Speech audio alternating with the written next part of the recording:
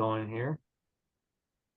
So we have a whole bunch of home movies this week. I had a couple very productive days of scanning, and scanning. And beginning of the week was really quiet, and then all sorts of other stuff happened later in the week. So I was glad I got it out of the way. Good. I think I said to Carol like on Tuesday or Wednesday, oh, I'm set for Friday or Saturday already. And it was a nice change because I usually like, oh my God, right to the minute time and delivery and stuff. So on this one, it's again like prior weeks, you're going to see sprocket holes and the edges of things and dust in people's gates. So these are films that have gone through the preliminary part of restoration. Let me get the first one up here. And let me open it up. Okay, and I'm going to just take this back to the beginning 1 second. I'll share it in 1 second, but I also just want to open up a spreadsheet that I have because I know this is Disneyland Reel 1970, number 73, but I want to just pick and be able to tell you what year it actually is. So let's see, Disneyland 73. We're going to be looking at, oh, okay, 1968. So let me get it ready here. Boy, do I have a lot of windows open today. So share screen. And no sound, and here we go. So again, we're going to start 1973. No, sorry, 1968 on this. You get to view the LA freeways, and then we end up there at Disneyland. This particular, there's one reel today which is really horrific. The guy said, "I'm going to show you everything." I think it was at Disney World or something. The entire park in 3 minutes. So. We've seen a lot of people that are real quick on the draw and the trigger finger and the camera, but we have one that's really remarkable. Well, we can enjoy the ambience of Main Street, and we're off to the Jungle Cruise.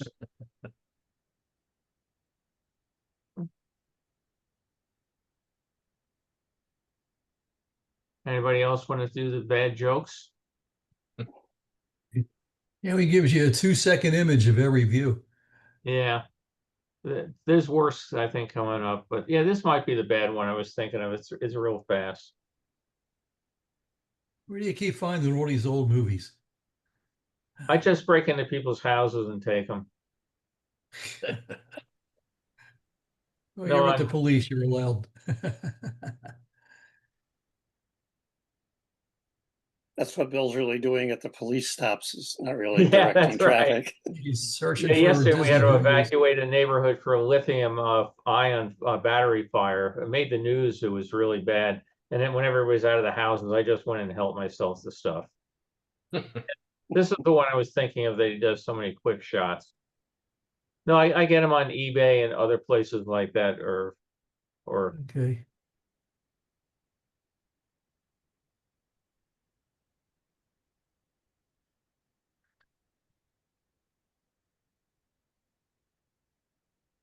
Off subject quick is as I missed last week, and I don't remember if it came out last Wednesday, Thursday, Friday, or this week, but did you guys speak yet about your thoughts on the animatronic of Walt Disney that they introduced?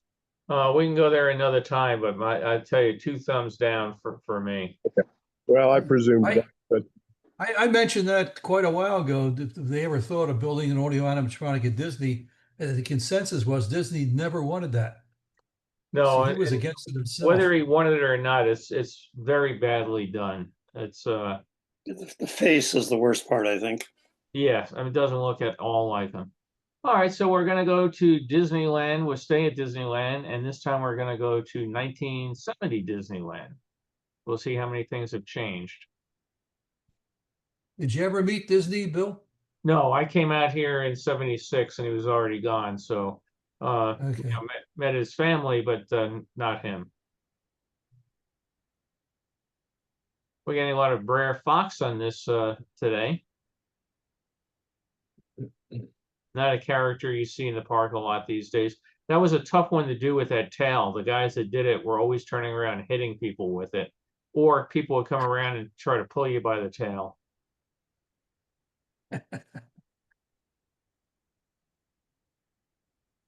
Anybody notice anything about him? He's got working hands. He can actually see. Look at that. Oh, yeah. I mean, Yeah, but they're human hands, not fox hands. yeah.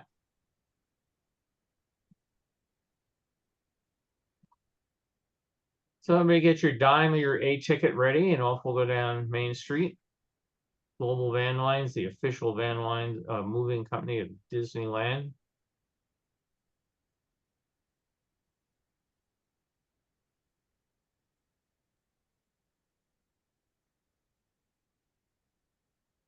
Did you process this, Bill? Yeah, this is the first of the step of the processing. I've done some color restoration and image stabilization. I have to go and do more, which is the second phase, which I don't know when I'll ever get to because I have such a backlog. No, it looks good. There's actually a very good white balance here. Yeah, that's what I did. I set the white balance, and you'll see when we go inside, what I'm going to have to do is take some of the footage that were inside. I shot it on a different setting on the scanner, so I will splice the indoor stuff in at a different setting than this outdoor stuff was done at.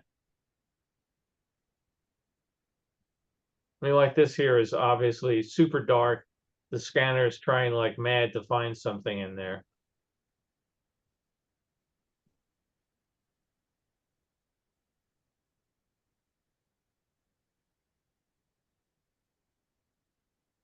Then all of a sudden the guy realized I had the wrong settings or something.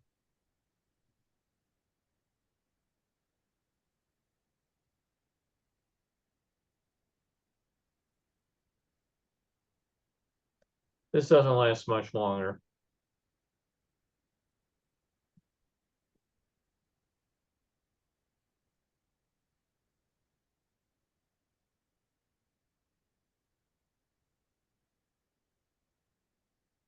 Ah, and then we're back outside and things look good again.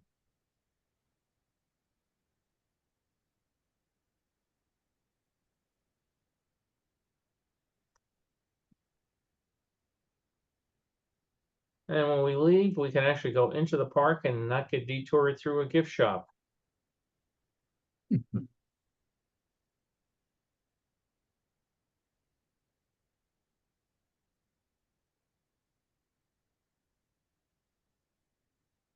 You forgot to open the Dramamine concession. Yeah, Eh, the old It's single car before, bobsleds. it's before the days of image stabilization.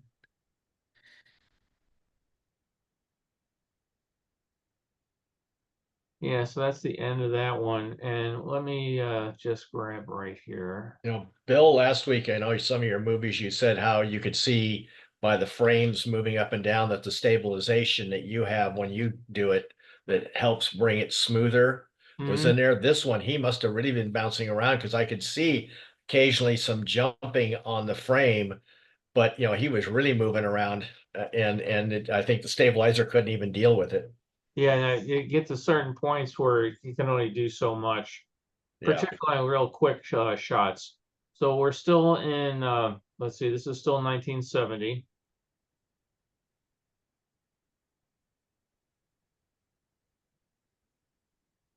Yeah, the stabilization does a fairly nice job, but it looks for things like the edge of, say, the monorail track here, and it sees it bops up a frame, down a frame, or whatever, and it smooths it out. It's when something is all over the place that it's really hard.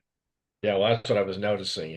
There was somewhere you could tell he was moving a lot and the stabilizer couldn't even begin to smooth it out. Yeah, like when the boat was bumping over the rollers coming out See of there, see how smooth that is right at the very beginning of it was a little bumpy and right, then that smoothed out on the boat. You can see the frame at the top kind of right. jumping up and down into the picture. Yeah, and when he goes through over one of the monorail towers, not the monorail, the Skyway towers, it bounces up and down too. Yeah. But Yeah, that well, was actually, right authentic, right?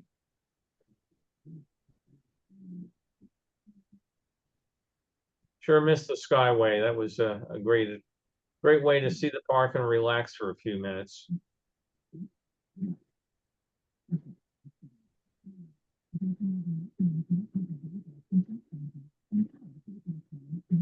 Somebody's chatting or something. There's some background noise there.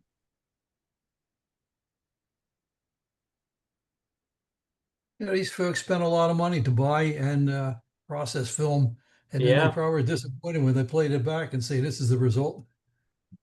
He It's probably not the never would have same. dreamed anybody would be watching this many years later, huh? No.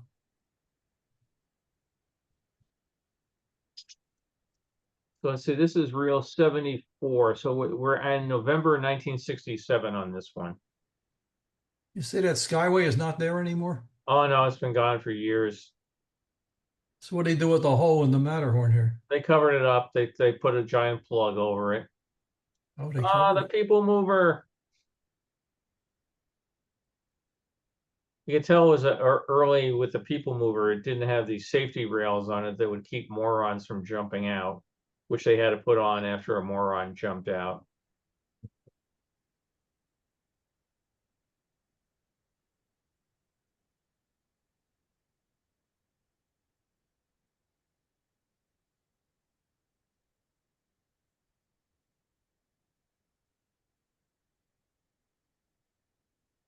All the zebras watching their poor buddy that got it.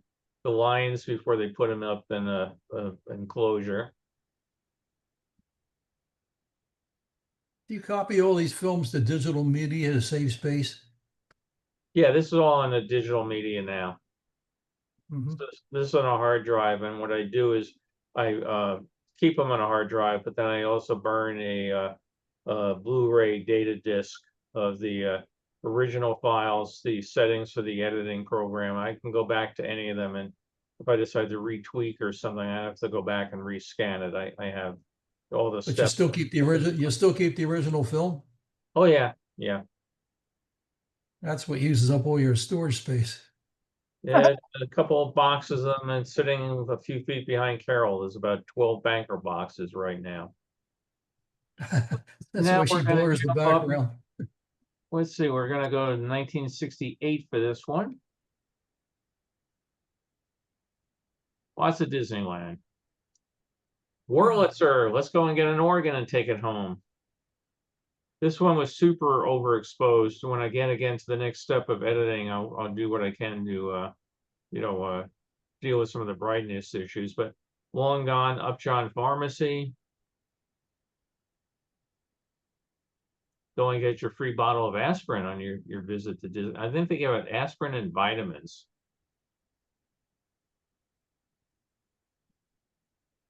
You want to go out, Bailey? Oh, sorry. Yep, no problem. Bailey always wants to go out. The dog is always on the wrong side of the door. We sit down for dinner. One dog wants to go out, then the next dog. So I got to get up, let the dog out. Next dog wants to get out. First dog wants to come in. Second dog wants to come in. Both dogs decide they want to go out. So I get more exercise during dinner, I think, than I do in the average day.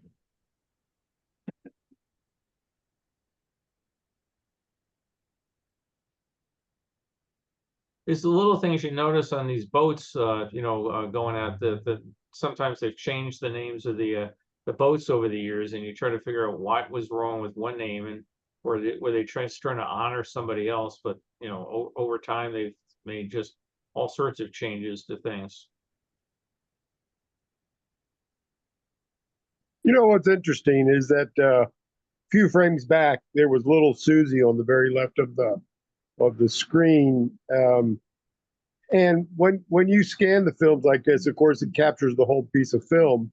But when the guy who had this ran it through his little home projector at home, the aperture only captured so much of the frame, that it didn't catch little Susie off the side of the screen there, and it's interesting to see, like like it is right now. Here's part of the elephant's tusk off the left of the screen that maybe your projector wouldn't catch.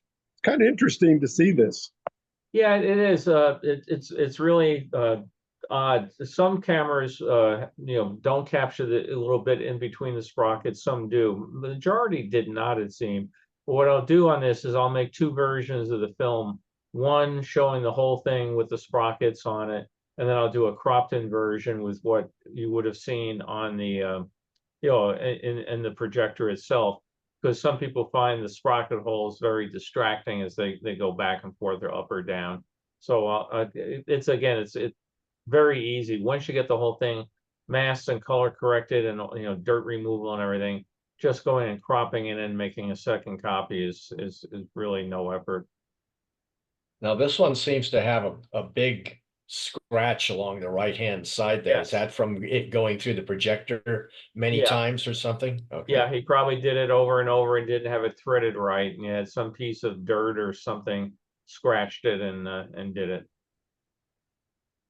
Now again, I've got a device called a wet gate that I have not gotten around to installing in the scanner. It's supposed to help with those vertical scratches.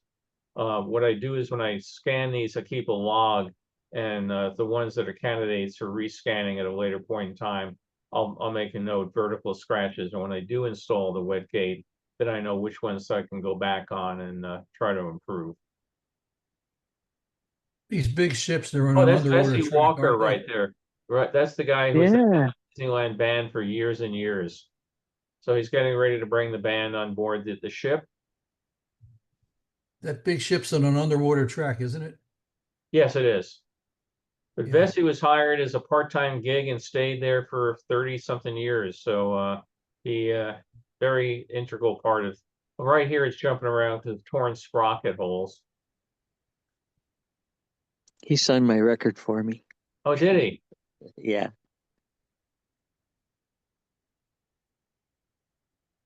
What I was noticing too was like how casual some of the clothing is, and it's probably like one of the earlier films where I've Yeah. noticed like shorter tops and shorts. So it must have Noticed been that between too, the Eric. 60s and 70s when people really started getting much more casual going out. Yeah, this one Definitely. is 1965, that one it said. So let's see. I've That got last shot, there were two guys Disneyland. wearing blue jeans. Yeah. All right, this is okay, July 1971 coming up. 1 second. 71.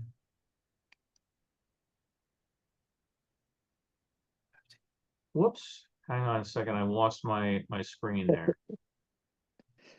Where'd you go? Rick Fox is pink. Yeah, well, hang on. I'm gonna go back there because I had lost some of it. So we got to see the fox again. Oh, he is pink. Been out in the sun too much. All these little kids are Yeah. collecting Social Security by now. Yeah. Hopefully they're not pushing daisies. Yeah, they'd be at least 60 years old now. Now Mickey in this is carrying a mace, a ceremonial mace, and he did that in an awful lot of the early parades and everything. And I checked, and the mace is in the Disney archives now. That was You mean his like official the symbol weapon? of office. What's that? You mean like the weapon, the medieval weapon? Well, do you mean no, mace? that's what they call. That's they have a what you call it? Not the mace with like big nail sticking out or anything. No. Oh, okay. You mean the spray mace? Yeah, the spray mace. No, yeah. No, I tell you, being a character, you'd want that. I don't know if they had spray mace then. No.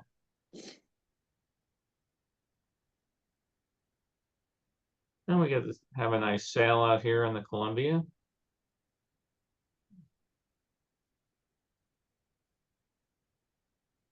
I think the style of dress is more reflective upon the location where these people are attending. For instance, here at Disney, Knott's Berry Farms, things like that.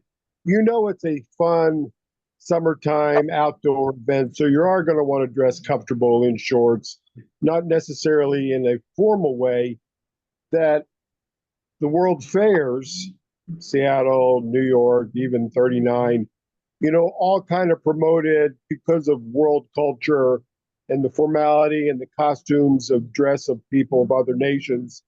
You were more inclined to be more respectful and dress more respectfully. So I think that's the difference that you see here. I don't know necessarily if it's has anything to do with the time period because everybody dressed casually in the 40s and the 50s and in Yeah, the 60s. I'd politely disagree with you that we're looking at July 71 here. So by this point in time, nobody would wear a tie. But you go back to early pictures of Disneyland, 57, 58, there's a lot of people wearing ties, the women in their, fancy dresses with their pearl necklaces. It's just, by this point in time, people have decided I don't need to do that crap anymore. Yeah, you gotta remember, this is about 10 years after the World's Fair, so Yeah. clothing styles changed. Well, I think part of it has to do with the fact that it used to be you had your work clothes and you had your clothes for going out. It was more it's dressy, and then they were work. Like Levi's at one time were considered a work clothes, and nobody wore them even casually. And then suddenly that all changed. Yeah. Yeah, that's right. There's the stage from Disneyland and a group performing on it, the pop-up stage. Busy day. What year did you say? July 71. Yeah, a lot of times you can pick up first of all, sometimes you get a box and people have written down on it what the date was. And that's the case on this particular one. This came in a, plastic reel, and it had the date written on it. A lot of times if you don't, you just get a random film, you can go way off to the left, which is not showing in here, and we'll have a date code on it from Kodak when the film was manufactured. So you can go back and say, okay, it was manufactured in 71, so it was probably shot in 71 or 72, because most people didn't buy it and let it sit there unused for 5-6 years.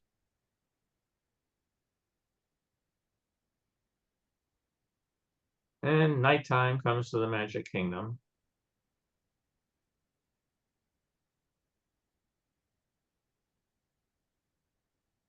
Almost can't tell where you are.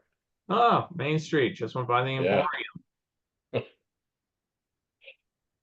And we get to a parade here, which I don't know what this parade is. So if anybody recognizes any of those people, great. Oh. Let me get the next one here. So the next one we're going to go way back to 1962. So let's all see how everybody's dressed up in 1962. We start at Knott's.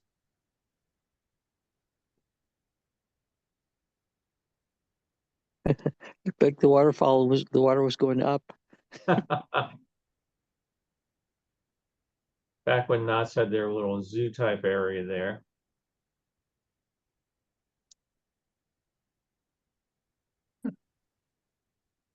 And again, you can see the picture quality changes tremendously, whether based on what type of camera, lens, whatever the guy had. But they managed to scratch this one pretty good too. Yep, the scratch just went away. Great. Keeps popping in. Yeah.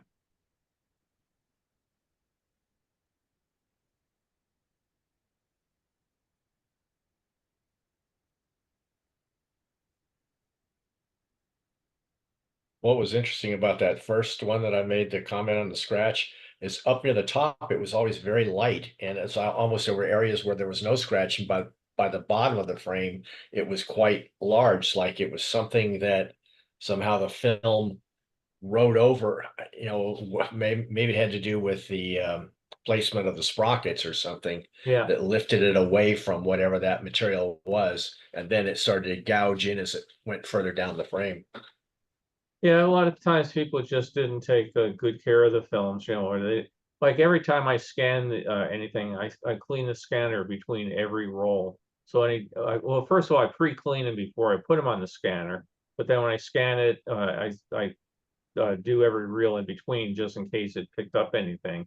But a lot of times people just threw it on the projector. One of these reels, when I was cleaning it, I said, oh, this splice isn't very good. And it looked, somebody had just taken the two edges of the film, overlapped them, wrapped Scotch tape around them, and that was it. Can you imagine what that would do when it hit your projector? Yeah. Look at those cars. This is 63 years ago. Look at the cars. be interesting to see what became of all these people, what kind of lives did they lead. Yeah. So again, we're getting to Disneyland. Our cowboy and cowgirl all dressed up. The old Was that a changeover of the film and the camera? Why those first scenes were so washed out? Okay. Yeah, and they was spliced together. These were all on a 5-inch reel, and so Okay. obviously every 3.5 to 4 minutes you got to take another reel of film. That was the splice.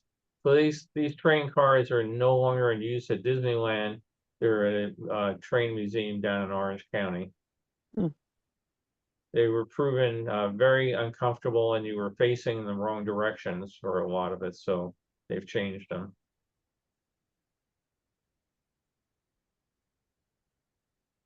Was the They built all Grand these Canyon buildings. display available at the state? Sorry, what was that? The Grand Canyon, Yeah. was that available at the date of this film? I don't know what year the Grand Canyon diorama was put in. I'm sorry. The reason I ask is because you talked about the cars facing the wrong way. I think it was around 59 that it went in, if I remember right. But it would have been there by this, but I don't remember. There's the plastic flowers on sale. I think it went in 59 when they also put in the Columbia, and they did a bunch of things all at once. Her hair reminds me of Annette Funicello's back in the day. Yeah. So say, Oh, is Bill, it- when they put up all these buildings this long ago, were they designed to last this long?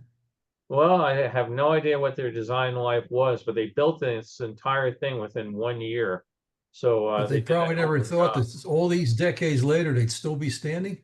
Yeah, there's been, you can imagine some repair work done on them. Particularly the buildings had the air conditioning was I don't know if they were actually air conditioned when it first opened, but back in the 70s when I was there, they did a major thing on updating the air conditioning on Main Street. Well, for instance, if a store had a brick facade, was it real brick or was it a plastic?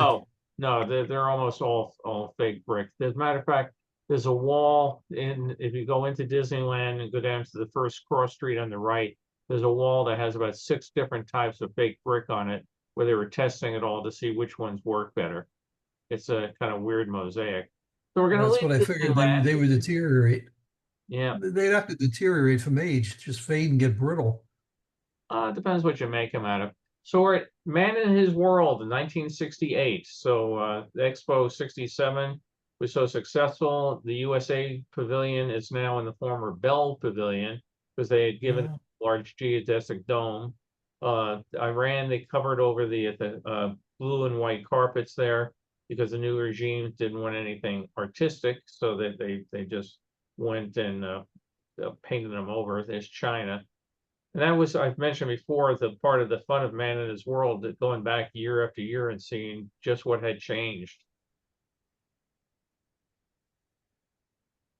This one, I believe, is Super 8, which gives a slightly larger and a better image, assuming that you got your light fixed at the the right part.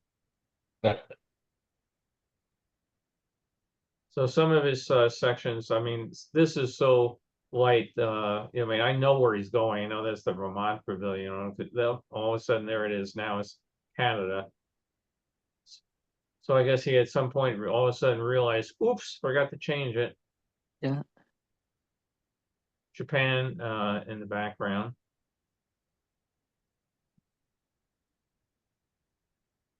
Looks like a really nice light day to be there. Very, very low crowds. That was Scandinavia. Now it's Spain.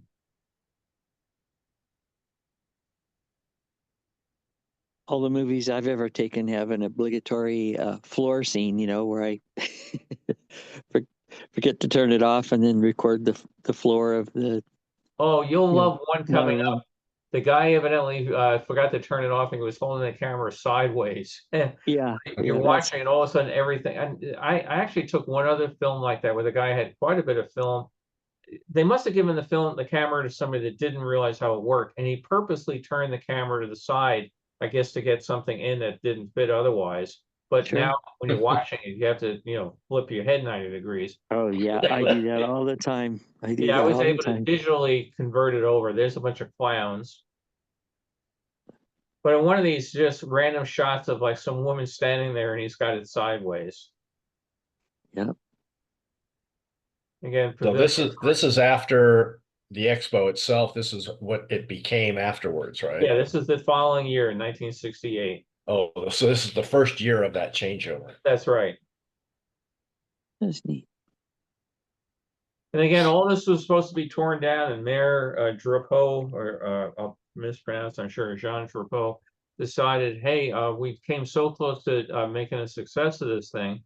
If I can run it, again next year with all the buildings already paid for. So he made a great offer to all the exhibitors like Bell here. If you just give me your pavilion, then you don't have to pay the money to tear it down. And the people from Bell would look at it and say, hey, it's going to cost whatever, $250,000 to tear it down. We'll only get $50,000 for the salvage pieces of it. Yeah, give it away to the city. It's your problem. And almost every pavilion other than the Soviet bloc gave their pavilions to the city for free, or I think they transferred it for like $1 or something like that. And, so now the guy had a World's Fair already paid for, and a lot of the countries continue to exhibit, or we got new ones. It was a masterful thing on his part to, decide to keep it going. So now what did they put in the place of the Soviet pavilion when it went away? nothing. Big empty area became Okay. all things a heliport, so that you could take sightseeing rides around the fair. On this So one, why couldn't they have done that with the New York pavilions? Robert Moses absolutely refused to let him do it. He wanted to keep it all for a city park, which was the original intent. Yeah, a lot of good that did them. Yeah. So hang on, where did my picture go? Okay, let me just get this ready here 1 second. Where in this one, I don't have the year handy. We're gonna go visit San Francisco. So if people know the city better than me, feel free to chime in, but we're driving on in, gotta take the obligatory trip across the bridge.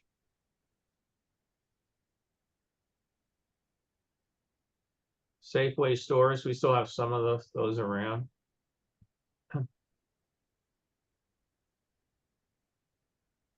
Actually, my parents visited that park. I have to pick up their pictures and try to remember exactly where that was. But we'll get to see the traditional stuff, the cable cars and that sort of thing.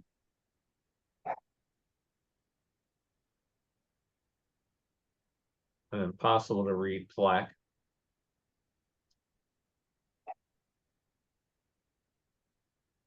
I imagine if you took this view today, the city would look very, very different. Yeah, it's too bad Eric had to drop off early. He's probably the one who could tell us the most about what this looks like today. Yes, that's correct. Mhm.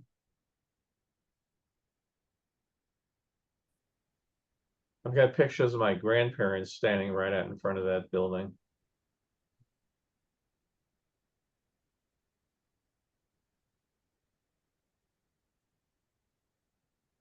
Yeah, I'm not usually collecting San Francisco stuff, but this was in the middle of the reel. They were up in San Francisco and then went to Knott's and Disney. So, I mean, you would probably recognize that lady. But I figured, well, it doesn't take much more to, if I've got to scan it to get past this point to get to the Disneyland stuff, I can just stick it into the restoration program and let it run.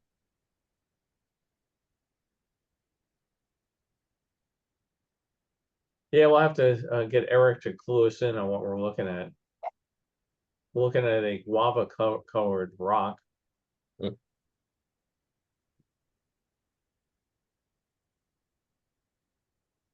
And now let's take a tour of the city. We have to go for another bus ride, a bridge ride.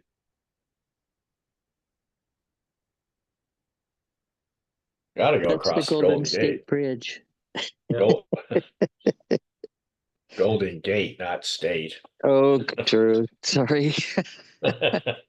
my chance to shine, and I blew it.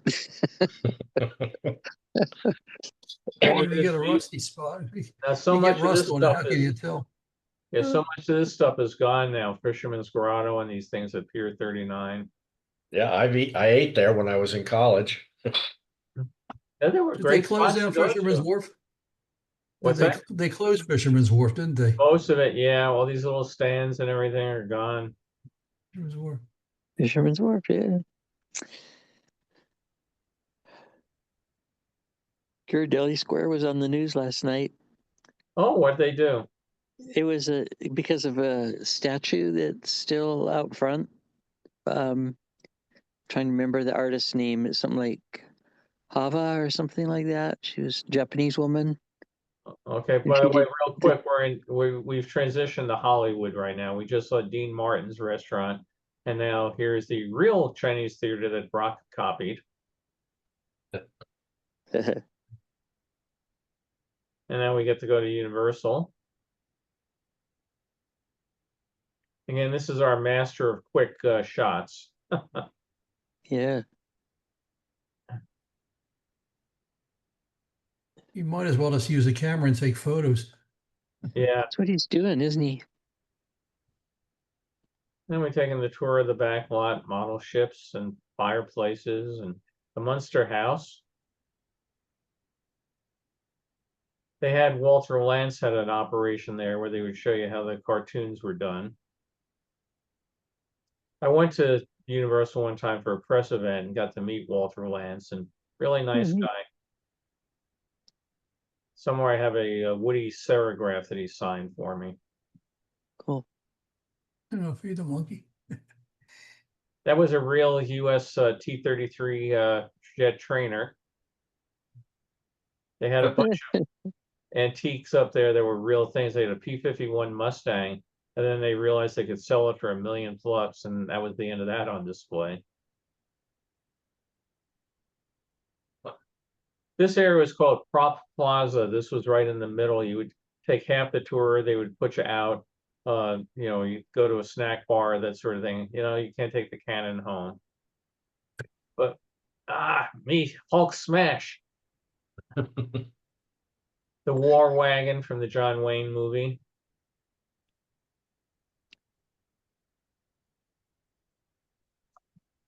Okay, now we're gonna get to go see the Macy's Thanksgiving Day Parade of 1969. So very cold. I remember going to these things a lot as a kid. It was very cold. It also here the lighting is very different because it's the canyons of New York, 9:37 in the morning. So the light's going to change as we go through it. But we're at the start of the parade, and all that great signage in the background. So much of that is gone. But Macy's, a holiday treat, and here are the amazing Mets, who had just won the World Series.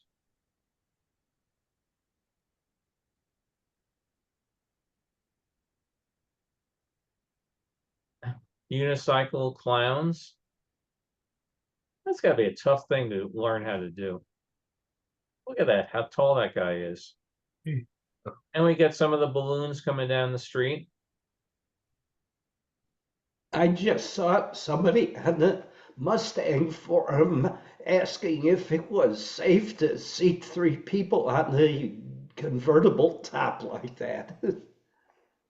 Yeah, it's Frank Gorshin. They was in a play about Jimmy Walker, the mayor of New York. Yeah, it's funny all the little things that history picks up, isn't it? Macy's still sponsors the 4th of July fireworks too. Yep, there's Frankie Valli and his guys. Frankie Valli. Hey, here comes Superman, our hero. Oh, timely. Yeah, I was thinking that you know, they should put the new Superman in the parade.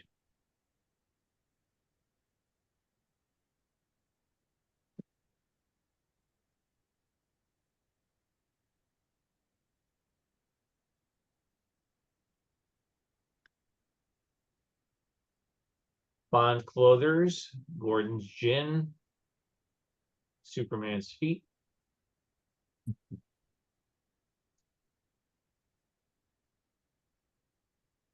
in the background, Easy Riders in the movies.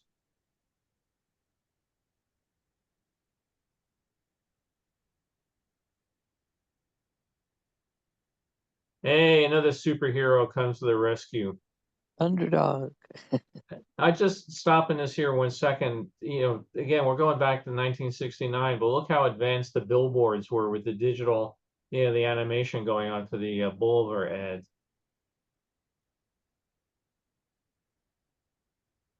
Big time How they stuff do for that? back Was then. the board covered with lights?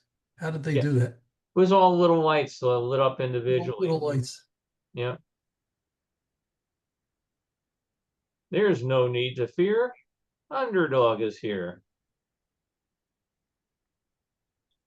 Hey, just for a trivia thing, can anybody name his arch enemy, Underdog's arch enemy? His girlfriend was Polly Pierhart. That's right. Enemy. I don't remember. Simon Bar Sinister. Thank you. Yep. It's really weird what comes out of the dark reaches of my mind. We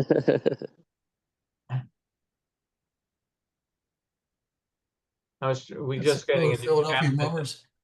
We're getting a new captain at the station. I was trying to remember what his predecessor's name was. 2 years ago. They come in and go out so fast. Do you know what Bar Sinister means? No, I don't. In the heraldry, this bar across the crest normally slants to the right for a legitimate child, but Bar Sinister is the bastard side of the family. Oh, wow. That's some cool trivia. That's neat. Now, does anybody recognize this guy? Trying to figure out who he was. He's part of the Ringling Brothers Circus float. It's too blurry.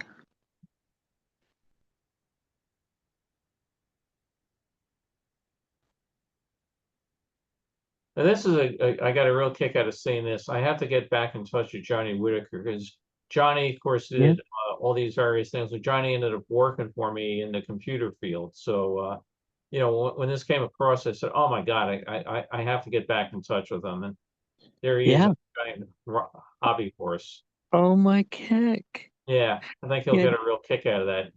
I just bought that record a couple months ago. Did you? And played it. Yeah. This is our Sinclair dinosaur. Oh, for the World's Fair fans, here's Guy Lombardo. That's a 1 and a 2. Not Lawrence Wilk, Guy Lombardo. The Royal Canadians. If I got it right, that was Johnny Whitaker's first part, right? Yeah, I think so. His first gig. Were they from Canada? No. Matter of fact, Guy Lombardo was from Freeport, New York.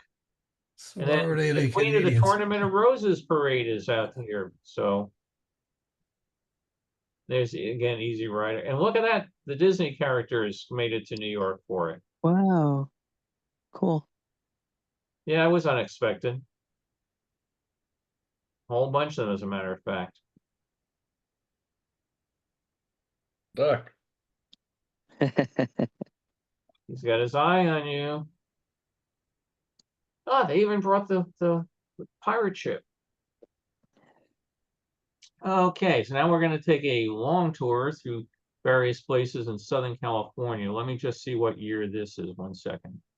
So, well, that last movie had a lot in it, didn't it? Yeah. I even noticed the Philadelphia Mummers in there too. Yeah, we're gonna have to guess on the year on this one because it's blocking it on the screen. I don't want to change things around. So,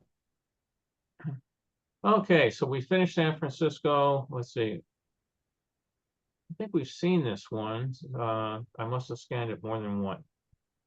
I'm just looking through here. Nope, hang on 1 second. We're gonna get more of Universal. So, come on, window. There we go.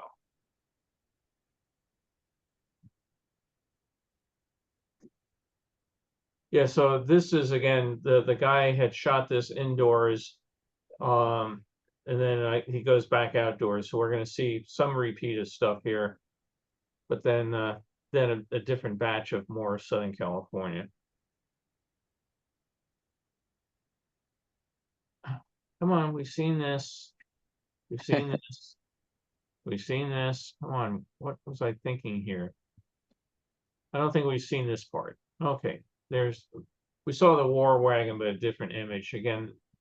So in this particular one, they would bounce the stagecoach up and down as the thing rolled behind you, and just different props for different films. And now we're going to take the tour of the back lot on the Glamour tram. He unfortunately managed to get it very light exposed when he changed the film on this section.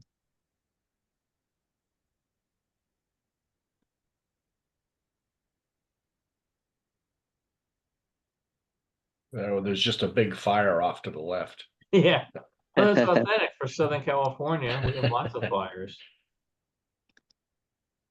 8 years ago, we were having a huge one right behind my house, so I'm glad we don't have it today.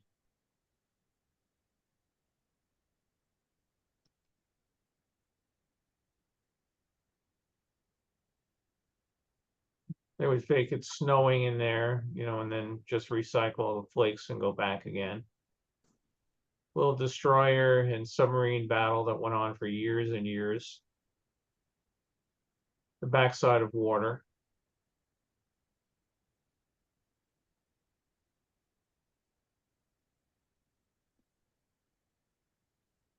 And now Somehow we're those Hollywood. There's Capitol Records.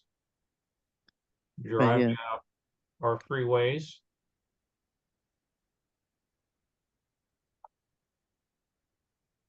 Have they been adding toll lanes to the freeways? They're always no toll. We have some toll lanes in some spot, but they mercifully not too many. So we're gonna go to Disney World here. We're hopping all around the country.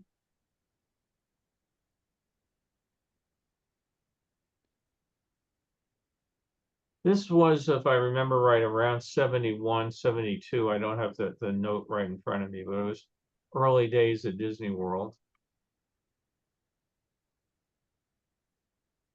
The Wed Expedition, the Wed Safari. You wonder how many tourists back then knew what that meant, right?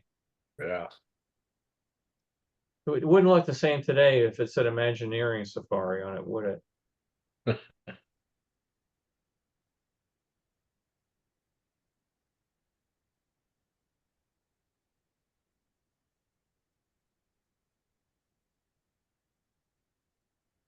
This again is regular 8. The next one's going to be Super 8. Back in this point in time, I think there were still a lot of people with the old regular 8 cameras who were still putting them to good use.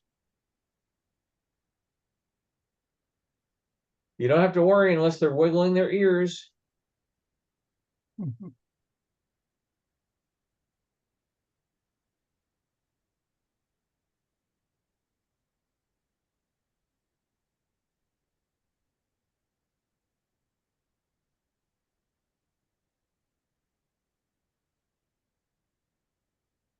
It's okay. They've got their trunks on. Yes. Don't worry, ladies. They all have their trunks on, right? I could do that whole thing by heart. I've been on it so many times. They never considered putting real animals in there, did they? Oh, no. They knew right away at the very beginning that, as Walt said, animals take naps. So we're at the Poly pool. I mean, they of course have real animals at Animal Kingdom. But he wanted to make sure that every time he came around the bend, the animals were doing exactly what they were supposed to be doing. The Poly pool with its themed rock slide and everything, it was a big thing for that period of time. To make it look like a rock grotto as opposed to just a pool.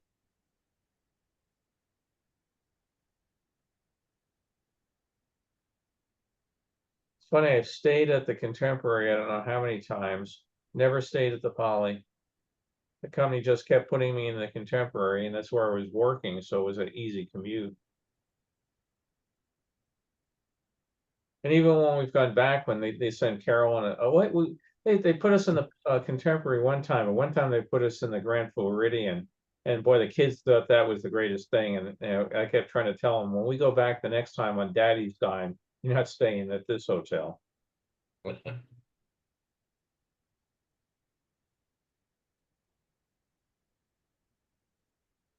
Yeah, we stayed at the Dolphin, the Swan, a number of different hotels on property, but just for whatever reason, never the Poly.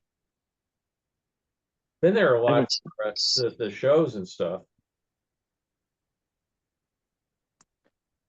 We haven't stayed at any of those three, but we stay at the beach club the most and boardwalk. Yeah, And Ever go- also the Swan and Dolphin. Did you ever stay at the Wilderness? Yeah. Not Fort Wilderness. I mean the No, I one know they what you put mean. in. Both. Yeah. Yeah, we stayed at both. Yeah. Yeah. Oh, everybody hang on. We're moving quick here. Yeah. Now they have all these treadmill videos on YouTube, and I like to watch the ones where people either walk through the Poly or there's a really nice one that goes through Fort Wilderness. Oh, that's neat. But it's just a nice way to, kind of enjoy the sights. Absolutely. In fact, we stayed at the tree houses too back in the day. Back Yeah. in the I stayed in 70s. the tree house when I was down for my interview in '76 with Disney. Yeah, that's about when we were there. You were the noisy guys next to me. Probably. Yeah, the tree house was really neat. I was there by myself because I'd been down there on a trip and went over, and they said stay over and we'll set you up with some more interviews. And okay, well, you're gonna put me in a hotel? That's fine with me. I just was so lucky walking in the day that I did when they needed somebody that happened to do what I did. So sometimes it's all about timing. Yeah, for sure. Busy lake, all the little speedboats and float boats and everything else. People in the water swimming. Again, you don't have that today. The Contemporary before they ruined the sight line on that.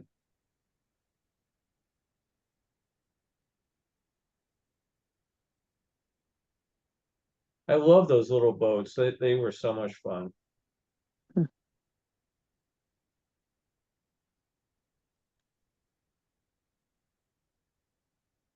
Anybody else ever use those? No. When they first came out, they were Aqualarks, was I think the name of the company, and then Disney decided we could build our own. So they made their own, but they couldn't use the name Aqualark, so they called them water sprites. There's the Poly Pool. But they were great fun. The big thing was to come up as fast as you could right behind the ferry boat and jump over the wake of the ferry and you get the thing pretty well close to airborne.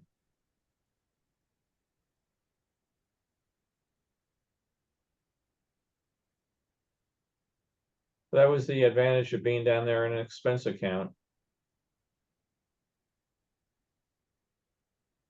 My office at the Contemporary overlooked the lake, and oftentimes at lunch I would just put on a bathing suit, go out, jump in the water, take a boat ride, enjoy it, go back to work. Couldn't beat The life. it. I tell you again, I was very lucky.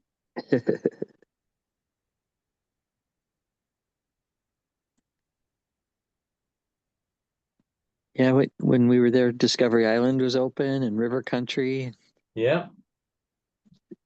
It's kind of hard to understand how they shut those things down. Yeah, well, the amoebas became a big thing for the river country. Oh, I didn't know that. Is that why they closed? Yeah. Yeah. They closed all the swimming because of that. Yeah. Somebody got one, didn't they, and get it up through their nose and it went in and did all kinds of weird stuff to them. I think it killed them, didn't it? Yeah. It's a huge problem throughout Florida. They get these amoebas that live in the mud in the water, and when the water gets up to a certain temperature, something like 74 degrees or something, they come to life, and then they'll get in through your ears or your nose, and they head through your brain and start eating it. So the water, temperature. Well, I remember when I first went down to Florida, I was very surprised the first time I went down in winter. Actually, I'm trying to know, it was in summer. It was summer. I got in the boat, put my hand in the water, and I could not believe how warm the water was in the Seven Seas Lagoon. because back in New York, in summer, the lakes are all still cold.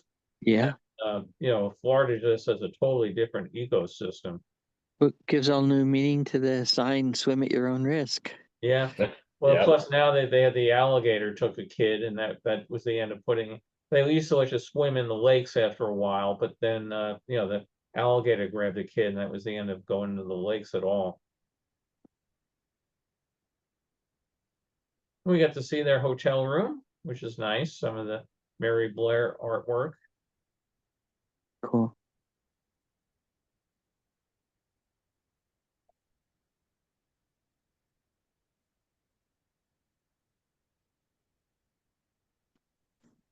Get your shoes off the bed. Well, as quickly as it gave us views of the parks and things in there, it sure took time showing off their luggage. Yeah. It must have worked for Samsonite and he got a commercial out of it or something. Something makes you wonder though, doesn't it? Yeah. That was the year before they put the wheels on the suitcases. Oh God, yeah. You had to carry that Isn't that stuff. nice? I mean, now you know what the pictures look like on the walls there. Love it.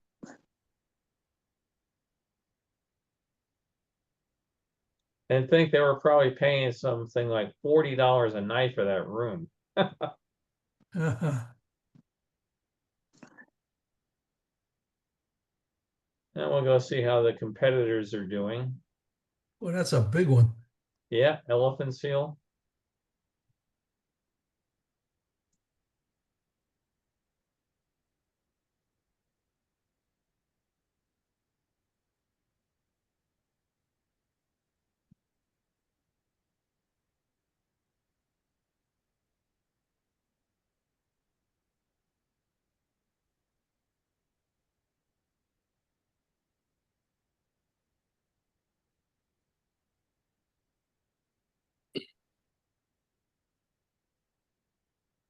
Making me think about Sammy the Way Out seal.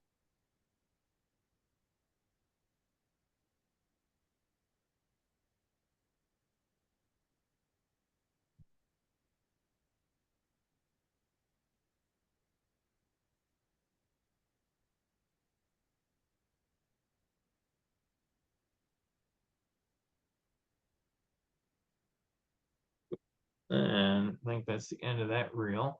We have one more reel of Disney World coming up. This is a Super 8 reel. And it starts with the electrical light pageant out on the lake, which became what gave us the electrical light parade. So yeah, very cool. well, I loved it. I mean, again, at the Contemporary, this would go by us every night. So if I was staying at the hotel, just go out on the balcony and watch it. Or if I was working at the hotel and working nights, it was always great to go out. You'd hear the music starting out on the lake, and it would come by. Yeah. I think they're still doing it.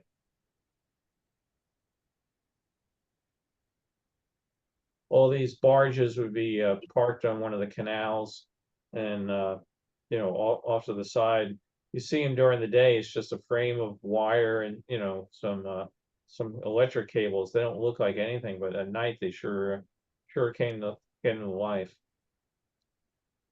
And the music's kind of fun that they play with it too. I was at a software conference last year at Walt Disney World, and we had dinner at the California Grill, and then we went out on that balcony there and watched the fireworks at Magic Kingdom. And then I was like, oh, we can't leave because we have to watch the electrical water pageant. And I was trying to explain what it is, and I'm telling you, it's not as much fun to watch it with people who really don't care. It's much more fun to watch it with people who are really excited about it. Yeah.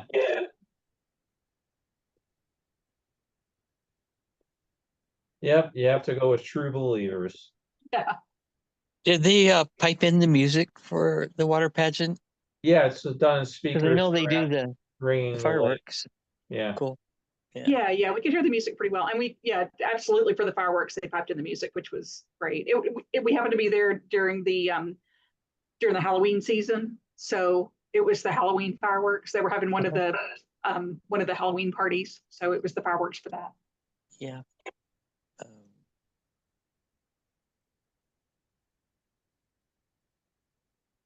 It's a Nightmare Before Christmas. I'm trying to think.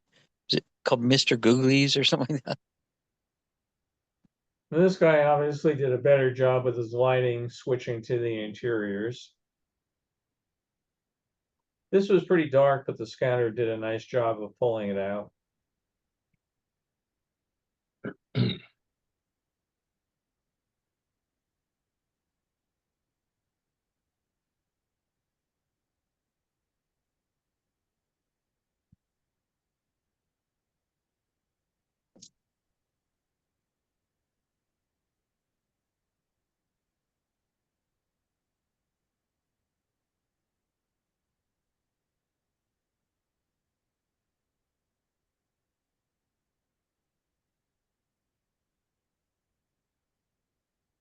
I know a lot of people don't like it, but I really like the way they've introduced the new characters into the small world. Yeah, I'm so on it. You know, as long as doesn't become too blatant. It's when you start sticking the you know, Lilo's you know, or Stitch rather into it. Oh, I love this part. When I saw this come up on the matter of fact, I saw this on the eBay listing was a still frame from this. I said I got to get the Mickey Mouse review. Yeah. I just thought this was a really great great little show, and some of the Yeah. characters, the country cousin, you know, I mean, ones you hadn't seen for there's Timothy Mouse. Yeah. You know, you didn't see a lot of these for many things, but you know, I loved seeing this, and then they took it out, and I was able to go see it in Tokyo, but I understand it's gone from Tokyo now. This is an amazing number of audio animatronic figures in this thing. And I can hear the sound perfectly of her singing in a golden afternoon. 3 caballeros, 3 gay caballeros. Yeah. And he didn't catch the transformation there, but she comes out and her gown gets transformed into the ball gown. And the big finale where we all come out and we all sing, and like I said, look at all those figures. That's an amazing, amazing show right there.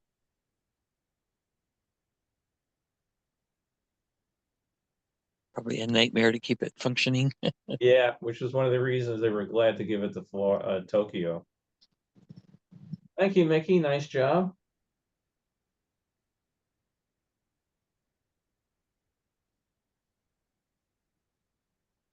One of my good friends played Pluto almost all the time, and every time I come across a movie of it, you know, I'll send it down to him.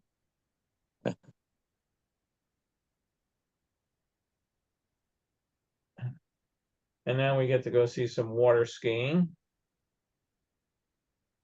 Because we're in Florida, we have to go do water skiing, right?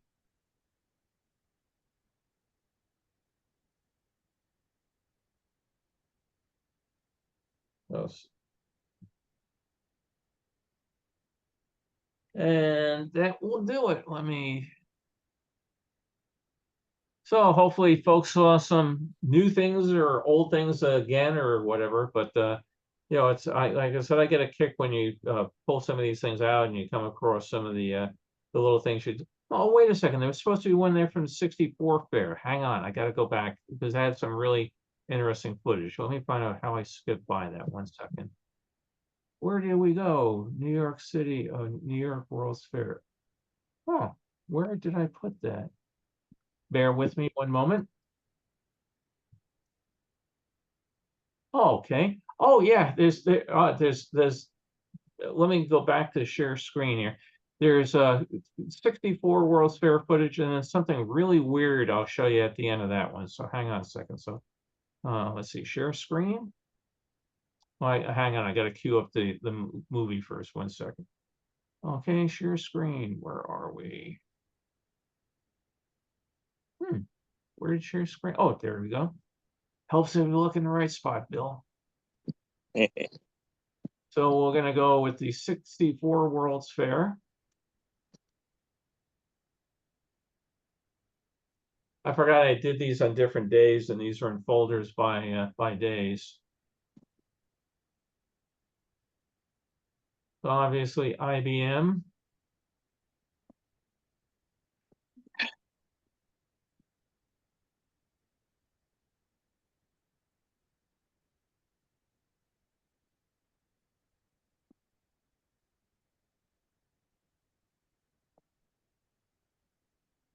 busy day on the Skyway.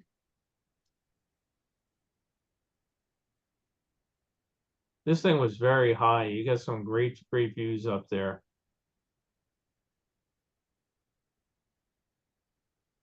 And this one, when the frame was jumping around like that, it was interesting that it must have been a problem with this camera because the sprocket holes in the film themselves, I went back and looked at it, were okay.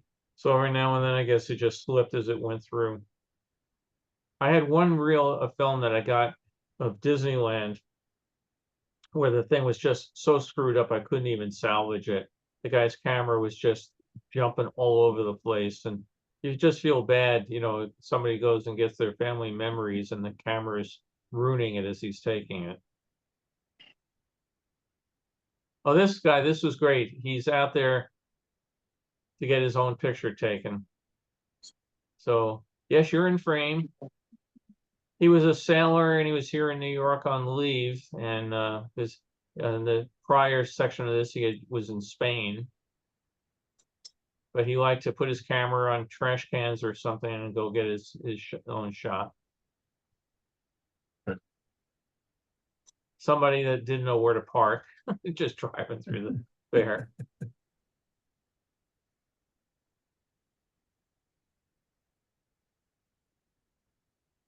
I think I have another 64 one after this one, but there's another strange oddity. Yeah, we see you, guy. You're there. Thank you. And that's, again, his camera is messing up, not the film. Did they prohibit smoking in there so they didn't get Nope. butts on the ground? Oh, no. Back then, everybody smoked like a chimney. You don't see much evidence of that here. No, every now and then you see somebody walking by or, you know, whatever. Whoops.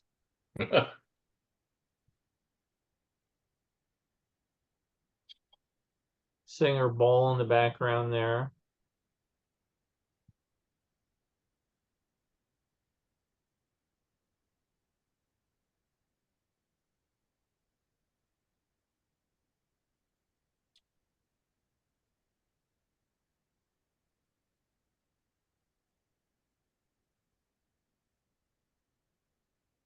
Do you know if this was Kodachrome or something else? Because the colors seem dull compared to. Yeah, it was Kodachrome, but I don't know who actually developed this particular one. Oh, Wayne, the colors are really bad throughout the entire thing. Sometimes the cameras had settings for indoors or outdoors, and it would put a filter across the lens. And if you had the wrong one, then you were just screwed. There was no way to fix it.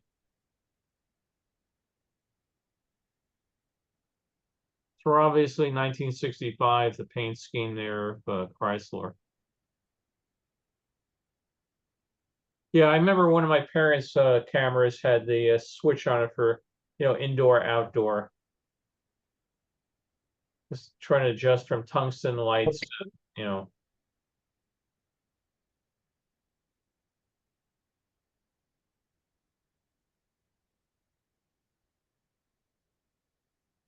Sign up there is warning you if you throw things off or spit, you can be thrown out of the fair. But peeing's okay. Yeah, right. That wasn't that wasn't listed, so I guess that'd be okay. You got a weird mind. Well, I don't know why I was just thinking of the song. You can't piss into the wind.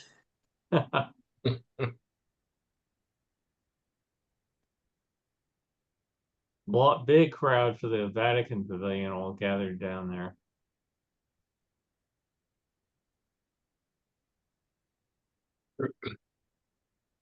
I'll do what I can to, you know, when I put this in the editing program, to try to do something to punch it up, but sometimes you can only do so much.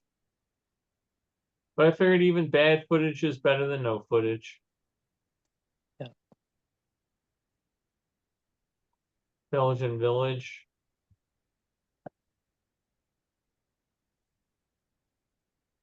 So did you catch the Jeffrey Sherman's video of the Yes, the one that Disneyland? you sent the link Yeah. to, that was really Yeah. nice. Thank you for sharing that. Yeah, no worries. Appreciate it. If it wasn't for Moses, we probably never would have had the fair. And if it wasn't for him, it might have stayed up afterwards, too. Yeah, kind of interesting mixture. There's Big Ole. What exhibit is that? That was Minnesota. It And was cool. yeah, you can go there and visit him today. Now, this next one is kind of strange. Let me bring this up. This is a 16mm film, and it was called Madison Square Garden Rodeo.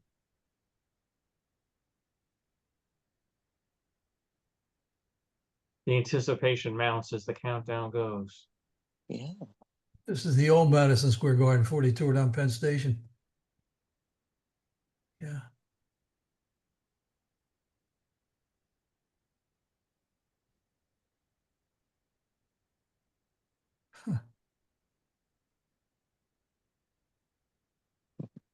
They put all that in Madison Square Garden. Amazing, isn't it? It's amazing. This is the old Madison Square Garden. I guess. Wow. Yeah. Notice Wonder the where it parquet was. flooring. Yeah, from what I can Oh, gather, ouch. you think Oh, you're that hurt. bad, right? What I can gather from what was written on the negative on this, well, it wasn't a negative. This was a print, but it was. You're going to see the dates coming at the end. They brought in the World Championship Rodeo to Madison Square Garden. I think it was in 1946, if I remember right. And this was I think they were supposed to have sound with this, and they would show this in movie theaters to get people interested in going. This was a work print that somebody ended up having, which was a silent one. Boy, my back hurts just looking at this. Ow! Oh, ouch. Then you get trampled too. Oh, That was supposed to protect him. Yeah. Being a weapon. It just demolished it. Yeah.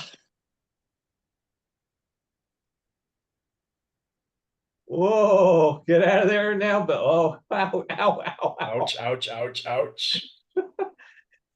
Oh, Jeez. jeez. He must have killed a couple of people. Definitely. I mean, he's still hanging on there. This guy, you gotta give him credit. I guess he knows if he hits the ground, he's gonna get hurt. But man, that's He's just Gotta get his impaled 8 on seconds. Yeah. Oh, he was impaled on the horns. That's why he didn't fall off. Yep. oh, that Horn could break. be. God.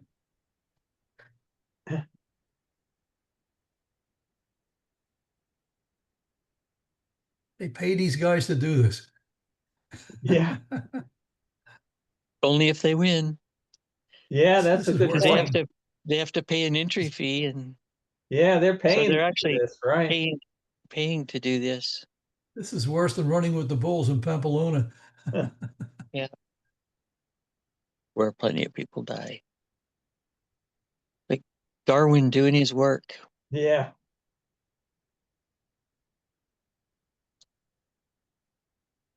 This is like is this the Bill Cody show or? I have no idea Same what we're code? looking at in that. But I think this is all some of that was done indoors. Wanting to see a few more people get hurt. What made these horses jump as much as they did? They don't like somebody in their back. They're wild as can be. No, they have Untrained horses. They have Yeah. bucking straps. well, they're not been trained as naturally they don't let anybody ride them. You have to break them. Or Yeah, now can I they hold it with use one the hand, horse too? whisperer.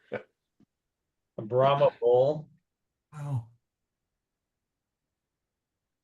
And this was billed as the champion cowboys and cowgirls of the world coming together for the world championship. So we have a woman rider, and she's doing pretty well.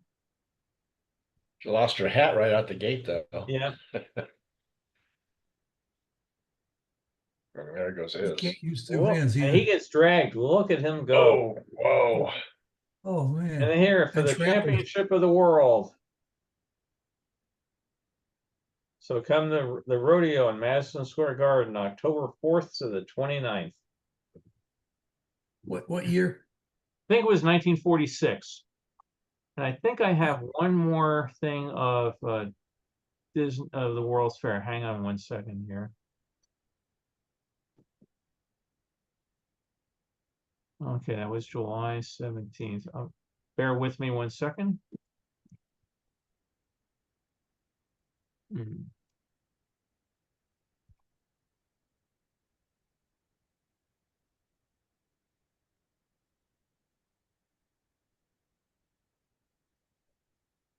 Nope, I don't know where I put it, so we'll end with that. I do have another reel where the guy got some interesting signage from the fair. I don't know where I put it though, so that gives me something to look forward for next week to find. But now does everybody feel that they need to go take like extra things, Tylenol or something, you know? Yeah, my ribs are really sore right now. God. Hey, before we go, Beth, I enjoyed the picture. Was that a lake or a river that you guys were having the picnic at? Yeah, it was a lake. There's a state park near our house called Red Top Mountain, and it's near Lake Allatoona. So I really enjoy those picnic tables up there. And we really expected it to be pretty hot today, but once we got up there and we were in the shade, we had a little bit of a nice cool breeze coming off the lake. Once we got away from the lake, it was pretty hot. So we didn't try Yeah, to I was hike or looking up anything today. I was looking up the weather in Savannah today where my brother lives, and it said 99 feels like 116. So Yeah, right now I'm outside Charlotte. My temperature is reading 97. Heat index is about 110. yeah, It was already up to 84 degrees by 9 o'clock this morning. Carol and I were feeling guilty. We took the dogs out for a walk this morning, and we were wishing we had a jacket. Yeah, it's been a very mild July here. Very nice and comfortable. Yeah, we were out on patrol on Monday, and I get the Facebook reminders, you're posting a year ago. A year ago it was 107, and on Monday the high for the day was 67. I mean, it was, it's like, wow, 40 degrees cooler. It was wonderful. But now I guess they said some heat's coming back. Yeah, this heat's going to keep up like this for at least the next week, and we haven't had rain here in ages. It's been real dry. Yeah, Carol and I are coming back to New York in September, and we're really, very glad because we were there this time last year, and it was hot. Remember, Carol, when we were in Flushing Meadows, how uncomfortable it was? Oh yeah, the first day or so. Yeah. It was pretty bad. And poor Carol had just bought a new pair of shoes, and we got to all the way into the far end of the park, and it was hot, it was miserable. She had bad shoes, so I had to go to the car and get her some comfortable shoes. But we learned you don't break your shoes in on vacation. So it was so hot and uncomfortable. And the best thing though is getting back to the Queens Museum, knowing it's going to have air conditioning. But before you get there, the Mr. Softy truck. I mean, for anybody that that lives in the New York area, as soon as they say what the first sign of spring, it's not the robins, it's the Mr. Softy truck showing up in Flushing Meadows, Corona Park. I mean, soft serve ice cream, can't beat it. So, well, hope folks enjoyed the trip down. Like I said, we covered both coasts. We got a lot of Disneyland this week, and I will find the Disney. Sorry, the 64 one that I don't know where I put. Like I said, I've been scanning like mad. It's once you get the scanner all set up and aligned and everything, it's like might as well do one more, and but then the mailman comes and here's one more, so we'll get there. So I hope folks have a nice time. I hope Irv and Beth and anybody else back east, it cools off sooner rather than later for you. That's why I'm indoors today. It's too hot to be out. Yeah. Oh, real quick before we go, Wayne had sent me some really neat pictures of the exhibits at the. We were showing different exhibits for the fair, and I had shown, at the 33 Chicago World's Fair, they had done an exhibit showing the kitchen of the 1700s, the 1800s, the 1900s. And Wayne sent me some neat pictures that they had there, but he sent me one little tidbit that I thought was real interesting. If you've gone to the Museum of Science there, Science and Technology, I guess it's called, or Science and Industry, Wayne, they have a coal mine there. And I remember in 1967 going to the coal mine, and they make you think you're hundreds of feet down underneath Chicago. But he mentioned in an email to me that the people, he worked all over the museum, learned all the different spiels, but the people working in the coal mine were actually retired coal miners. I thought that was really cool. Yeah, yeah, and they had a really excellent illusion of going down deep in a coal mine elevator, but it was actually uh, graphics of rock layers scrolling upward past you. Right. And Yeah, I was just- people were always surprised when they exited the coal mine and they were 2 floors down by the cafeteria. Yeah, it was a real good effect. I remember the coal mines, they actually had real coal mines there. They extended under the floor of the lake.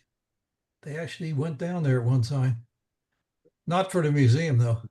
Oh, well, I love that museum, seeing the U-505 and the Zephyr train and you know, all that sort of stuff. So when we get back to Chicago, I got to go see it again and see if it impresses me as much as it did the 15-year-old version of Bill. It's still impressive, yes. Yeah, Wayne has sent me some pretty neat pictures over the years of the museum. Many years did you work there, Wayne? I worked there probably 3 years during college. Hmm. Yep. So, and then he was saying that the kitchen thing, he had to learn the spiel to fill in for people, but they only like to have the ladies work it because they knew more about kitchens, right? Yep. But everything was scripted and had background material as well. So really anybody could learn to do it. Yeah. The No, big thing though was that everybody had to know the submarine tour because that was an extra paying attraction. Yeah, no, It was interesting how they get the submarine in the building. Remember how they did that? It was interesting. well, the submarine was outside the building forever, and again, how they got it from the lake to the building, you know, putting logs down and greasing them and dragging it across the temporary tramway out of the lake. Mhm. Yeah, there's a famous press picture of the sign they put up on the Lakeshore Drive that said, "Caution, submarine crossing." Yeah. That's right. For folks that don't know it, the U-505 was a German U-boat captured off the coast of Bermuda in World War II, and it was the first ship that the American Navy captured on the high seas since the War of 1812.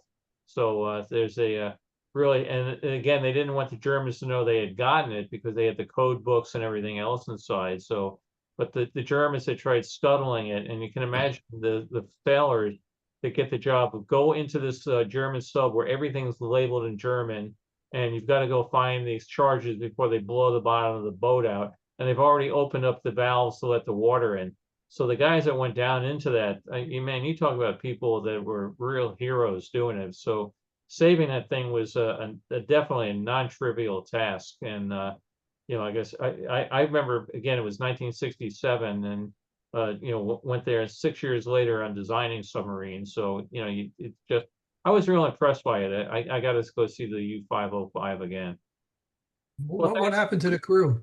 the crew, they Where'd the crew put them in go? a prison camp, but they had to put them in a special one that was isolated from the other German prisoners because they didn't want anybody to know that they had captured it. So they basically didn't let them write letters home, stuff like that. They were also afraid that the Germans in a large prison camp would have killed the German sailors for not succeeding and keeping the sub out of American hands. So they had a special compound for them away from everybody else. Okay. Yeah, there's a book out on the guy that helped capture it. I think it was Lafferty Gaffer. I forget his name offhand, but he wrote a whole book on it. And they had what they called little escort carriers at the time, very small aircraft carriers, not the big fleet ones. And you know, all of a sudden they had the idea, rather than sink it, why don't we try to save it? And you know, he did real well with his career after that because the Navy really appreciated that. I mean, standard order was to sink it, right? And he decided maybe I can salvage this thing, and they ended up with a lot of German technology out of that little. How'd they get it from the Atlantic to the center of the country, Chicago? They sailed They through the towed Great it. Lakes? Yeah, they towed it through the St. Lawrence Seaway and the Great Lakes, and you know, Oh, okay. brought it in there. And as Wayne said, they towed it, you know, out of the lake into the museum. Okay. It's funny, my neck, I may have mentioned this, the submarine crossing comes to mind.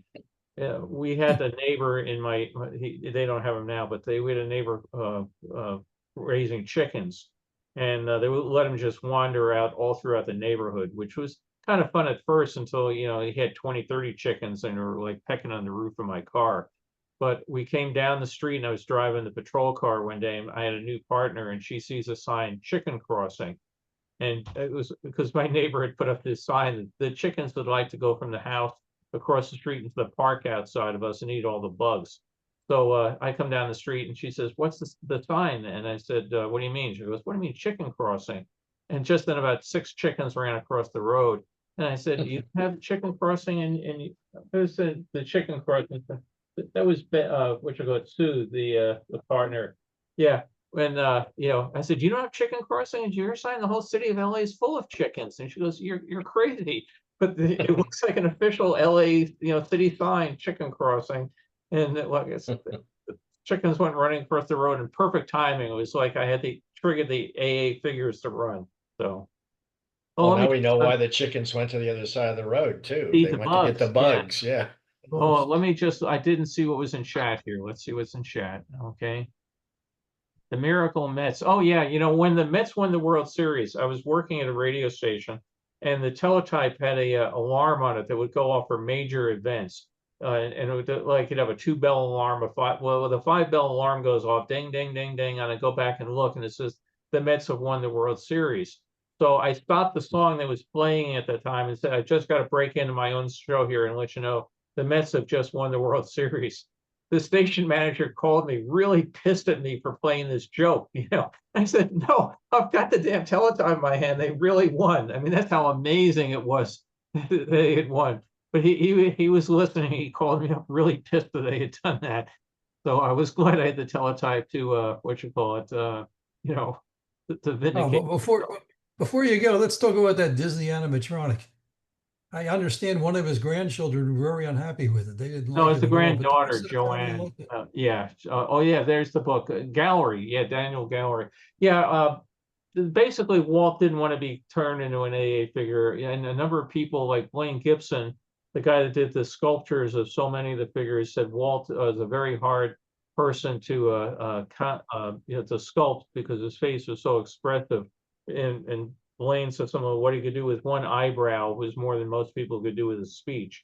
But the figure, if you see it, Walt's face is way too fat. I mean, it just doesn't look like Walt. And it's tough. Do you take Walt from the 40s, the 50s, the 60s? Which Walt do you get?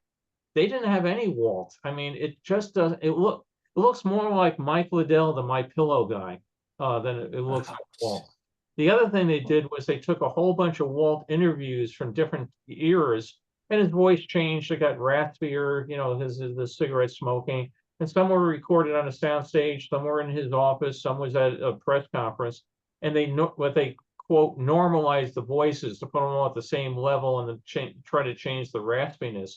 So even some of the sound doesn't sound like Walt. They got some of the mannerisms really nice as far as his leg movement and arms and stuff, but the motion looks good. The motion looks really good. The way he gets up off the desk and stands up. No, that looks It good. shouldn't have been too. It shouldn't have been. It should have been pretty easy to make the face look better, right? Couldn't they have made the face look a little better without too much effort? I would think so. Brock, what's your thought on it? Actually, I have not seen it yet. I have to go look and see what all the hubbub is about. But I'm not. You wonder too if they were trying to get a lot of his expression into it, that the mechanisms themselves made the frame of the head too big, and they just adapted to that, hoping people. I can't believe they would have somebody who couldn't sculpt properly. Again, though, trying to do it from just pictures is also another thing when you have a live person to use. Although Blaine was good, he did all the presidents and they were all dead, or most of them. Yeah there's a YouTube video showing the whole thing, and they said it's the first fully electronic figure, not pneumatic, so it's all electronically operated. Brock, you would think that a sculptor could get it right, but I have 2 words for you on proving that they don't. Lucille Ball. Did you ever see the sculpture that they did of Lucille Ball in her hometown? No, I did not. Oh, you got to go look it up. They did this Okay. sculpture of Lucy, and they put it in the town, and it's absolutely hideous. It doesn't look anything like her. There's these huge, and I see Beth nodding her head. They did this huge outcry, and now they've got a better one of her. And I think she's holding the Vita Vita Vegemin bottle or something. But the first version of Lucy was like, it was terrible. It was absolutely god awful. And this was a paid professional sculptor that did it, and it was just dreadful. So But how about when you go to a wax museum? The figures aren't bad there. No, some are good. Some I've seen some wax museums, they look really good, and others you say, thank God they put a name on the sign so I know who I'm looking at. Yeah, if anybody can stick a link to the picture of there's the Lucille Ball. She's Beth stuck it in there. So go pull that up and let's see. Yeah, go look at that real quick. Where is it? It's in chat. Go look up for the chat. Okay, let's see, Chad. Let's see. Okay. I'll look it up.